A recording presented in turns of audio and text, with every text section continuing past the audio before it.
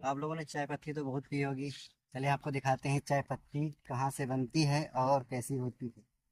ये देखिए, ये जितना भी आप देख रहे हैं पूरा चाय पत्ती ही लगा हुआ है, पूरा हर जगह, पूरा हर जगह चाय पत्ती ही चाय पत्ती है पूरा। यहाँ है आसाम, यहाँ की चाय बहुत मशहूर होती है। चाय पत्ती पूरा जहाँ तक आप लोग देखो पूरा चाय पत्ती पूरा। ये चाय पत्ती का फूल, तो चाय पत्ती का फूल है। और यहाँ जितना भी देखो सब पूरा चाय पत्ती है, पूरा चाय पत्ती पूरा। बहुत बड़ा है मतलब, और जहाँ तक देखो वहाँ तक सिर्फ चाय पत्ती लगी हुई है।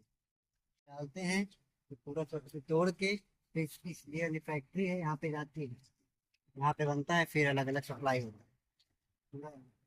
सब लोग देखो वो तोड़ के लेके जा रहे हैं, इसे जाते हैं फिर इसमें देते हैं, यहीं से बनता है चाय पत्ती पूरा। इधर पूरा चाय पत्ती है, चाय पत्ती जहाँ तक देखोगे सब पूरा चाय पत्ती है।